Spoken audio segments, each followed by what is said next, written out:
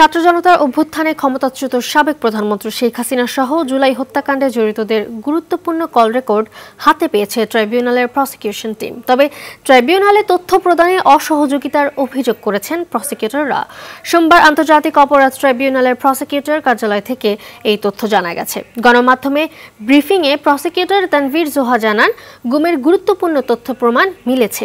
হত্যাকাণ্ডের আলামত গায়েব করতে সব ধরনের আয়োজন করা হয়েছিল পতিত সরকারের পক্ষ থেকে। এসব তথ্য সিআইডির ফরেনসিক ল্যাবে পরীক্ষার নির্দেশ দিয়েছে ট্রাইব্যুনাল।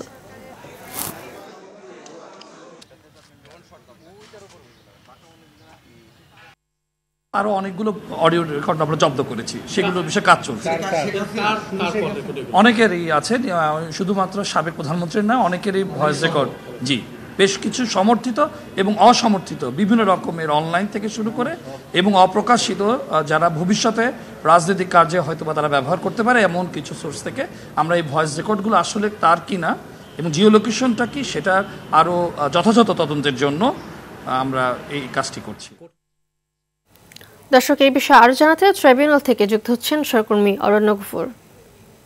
অরণ্য, শেখ হাসিনা সহ আর কার কার সম্পৃক্ততার কথা জানা গেছে এ পর্যন্ত, আর এই তথ্য প্রদানে অসহযোগিতার যে অভিযোগ উঠে এসেছে, তো এই বিষয়ে কি জানতে পেরেছেন, জানাবেন আমাদের।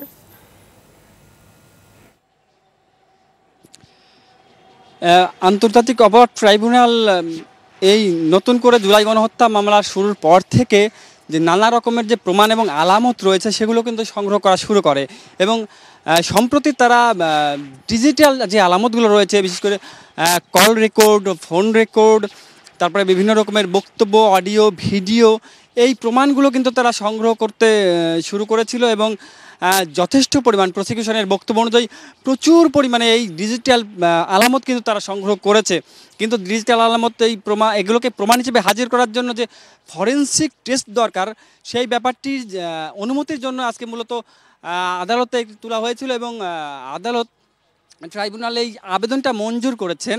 ফলে এই ডিজিটাল আলামতগুলো কিন্তু এখন প্রমাণ হিসেবে সিআইডি এটিকে টেস্ট করবে, প্রমাণ হিসেবে এটিকে আদালতে উপস্থাপন করবে। তবে এর মধ্যে কিন্তু কোনো একক ব্যক্তি বা ব্যক্তির নামে কিন্তু এই প্রমাণগুলো না। এই প্রমাণগুলো যেমন রয়েছে সর্বোচ্চ পর্যায়ের আসামি হিসেবে সাবেক প্রধানমন্ত্রী শেখ হাসিনার নাম যেমন রয়েছে, ঠিক তেমনই খুব নিম্ন পর্যায়ের যারা সাক্ষী বা যারা প্রত্যক্ষদর্শী রয়েছেন বা যারা সাধারণ আসামি রয়েছেন তাদের ব্যাপারেও কিন্তু এই ডিজিটাল আলামতগুলো সংগ্রহ করা হয়েছে। সব মিলিয়ে যে বিশাল একটি আলামত সংগ্রহ করা হয়েছে এবং এগুলো সিআইডি পরীক্ষা নিরীক্ষা করে এগুলো সত্যিকার অর্থেই যে ফরেনসিক প্রমাণ হিসেবে ট্রাইব্যুনালে হাজির করা যায় কিনা সেটি কিন্তু তারা দেবে।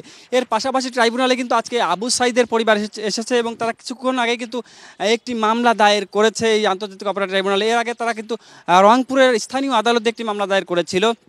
এছাড়া পুলিশের পুলিশ কর্মকর্তার ছেলে আকরাম, যেই ঘটনাটা কিন্তু ব্যাপকভাবে আলোচিত হয়েছিল, আপনি জানেন যে একজন মানুষকে মারতে কয়টি গুলি লাগে স্যার, সেই আকরামের পরিবারও কিন্তু আজকে এসে এই আন্তর্জাতিক অপরাধ ট্রাইব্যুনালে একটি মামলা দায়ের করেছে।